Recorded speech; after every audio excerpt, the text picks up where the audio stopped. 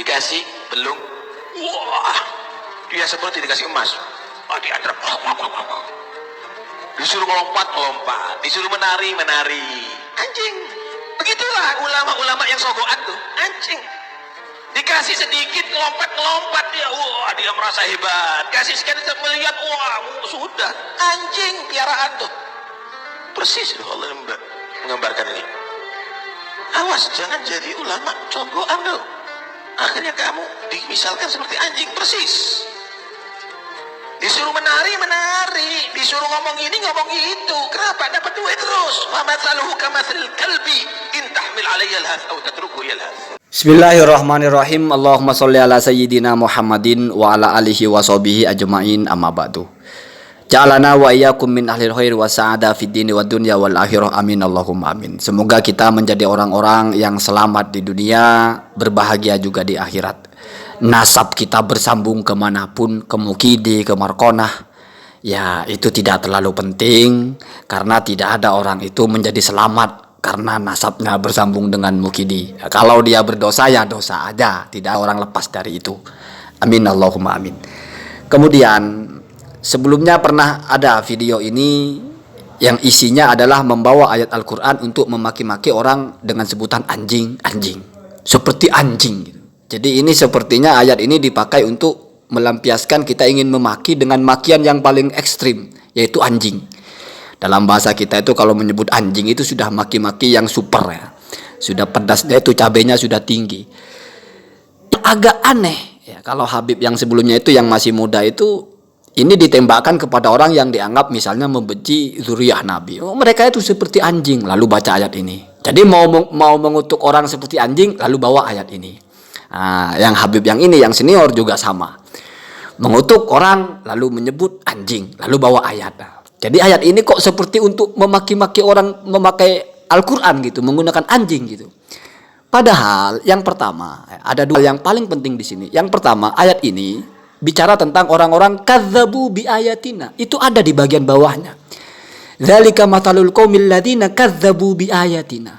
Perumpamaan yang seperti anjing ini adalah orang-orang yang mendustakan ayat-ayat kami. Itu orang kafir.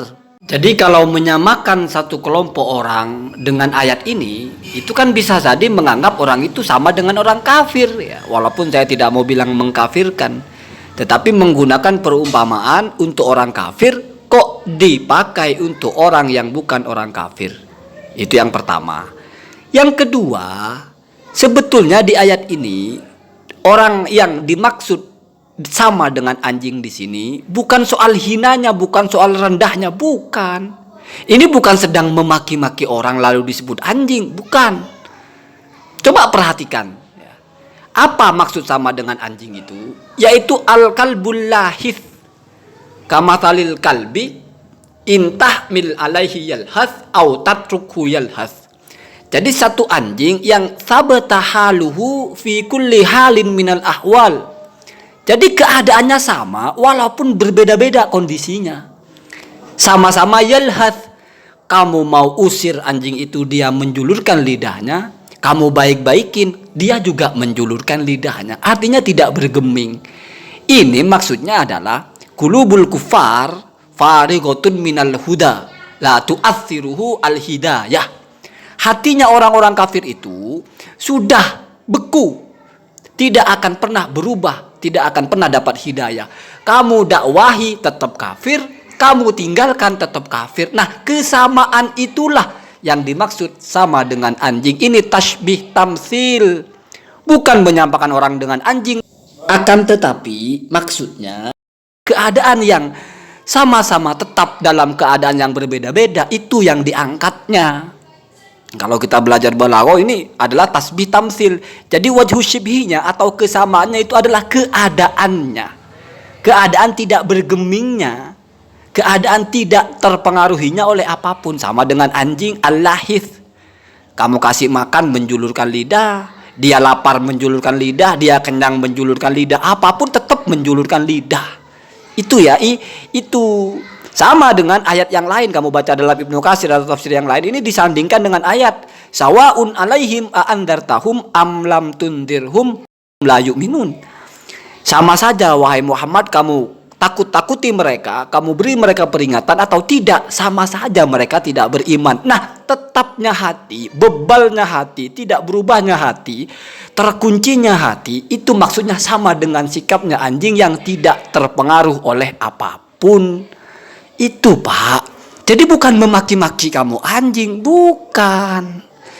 Itu terlalu harfiah menerjemahkan ayat. Karena ayat ini kok seperti anjing. Oh, berarti ada orang-orang yang kita maki-maki seperti anjing. Oh, ini ayatnya, wah, nggak nyambung.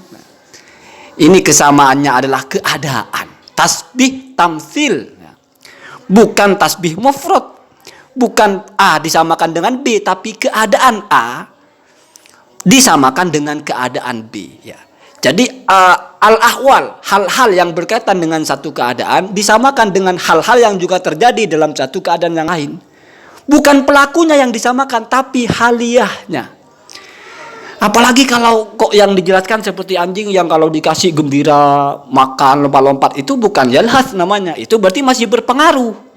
Dikasih makan dia bahagia, ditendang kabur, tidak sama dengan maksudnya ayat ini. Nggak nyambung.